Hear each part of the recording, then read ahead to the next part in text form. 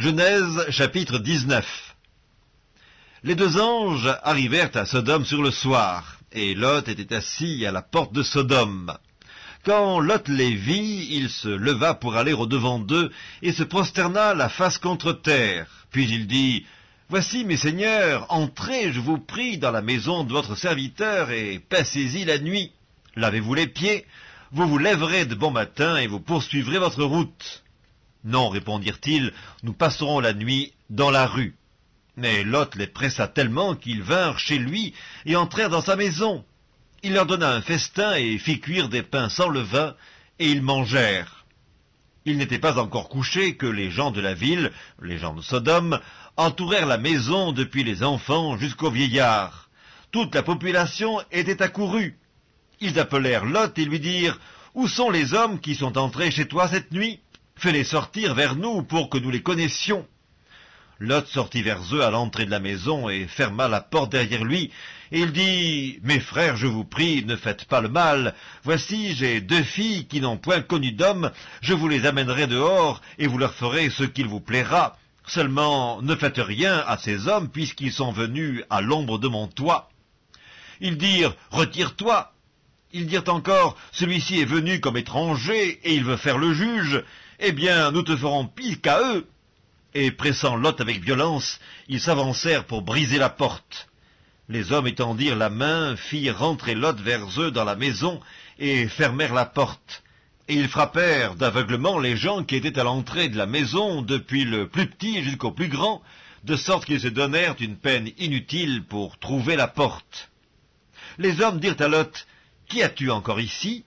Gendre, fils et filles, et tout ce qui t'appartient dans la ville, fais-les sortir de ce lieu, car nous allons détruire ce lieu parce que le cri contre ses habitants est grand devant l'Éternel. L'Éternel nous a envoyés pour le détruire. » Lot sortit et parla à ses gendres qui avaient pris ses filles. « Levez-vous, dit-il, sortez de ce lieu, car l'Éternel va détruire la ville. » Mais aux yeux de ses gendres, il parut plaisanter. Dès l'aube du jour, les anges insistèrent auprès de Lot en disant, « Lève-toi, prends ta femme et tes deux filles qui se trouvent ici, de peur que tu ne périsses dans la ruine de la ville. » Et comme il tardait, les hommes le saisirent par la main, lui, sa femme et ses deux filles, car l'Éternel voulait l'épargner. Ils l'emmenèrent et le laissèrent hors de la ville.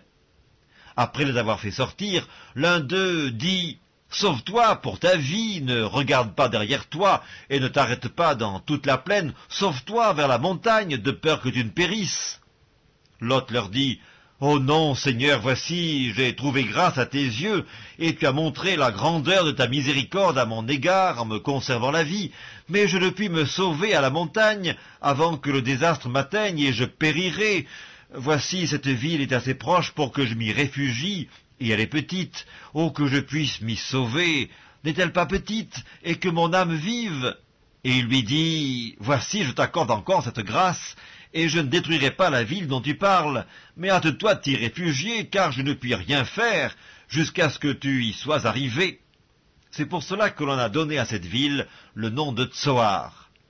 Le soleil se levait sur la terre lorsque Lot entra dans Tsoar. Alors l'Éternel fit pleuvoir du ciel sur Sodome et sur Gomorrhe, du soufre et du feu, de par l'Éternel. Il détruisit ces villes, toute la plaine et tous les habitants des villes et les plantes de la terre. La femme de Lot regarda en arrière, et elle devint une statue de sel. Abraham se leva de bon matin pour aller au lieu où ils étaient tenus en présence de l'Éternel. Il porta ses regards du côté de Sodome et de Gomorrhe, et sur tout le territoire de la plaine. Et voici, il vit s'élever de la terre une fumée, comme la fumée d'une fournaise. Lorsque Dieu détruisit les villes de la plaine, il se souvint d'Abraham, et il fit échapper Lot du milieu du désastre, par lequel il bouleversa les villes où Lot avait établi sa demeure. Lot quitta Tsoar pour la hauteur et se fixa sur la montagne avec ses deux filles, car il craignait de rester à Tsoar. Il habita dans une caverne, lui et ses deux filles. L'aînée dit à la plus jeune, « Notre père est vieux, et il n'y a point d'homme dans la contrée pour venir vers nous, selon l'usage de tous les pays. Viens, faisons boire du vin à notre père, et couchons avec lui, afin que nous conservions la race de notre père. » Elles firent donc boire du vin à leur père cette nuit-là, et l'aînée alla coucher avec son père. Il ne s'aperçut ni quand elle se coucha, ni quand elle se leva.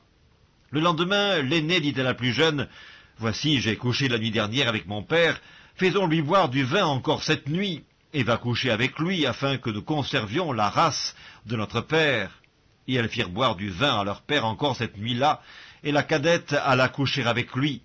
Il ne s'aperçut ni quand elle se coucha, ni quand elle se leva. Les deux filles de Lot devinrent enceintes de leur père. L'aînée enfanta un fils qu'elle appela du nom de Moab, c'est le père des Moabites jusqu'à ce jour. La plus jeune enfanta aussi un fils qu'elle appela du nom de Ben-Ammi, c'est le père des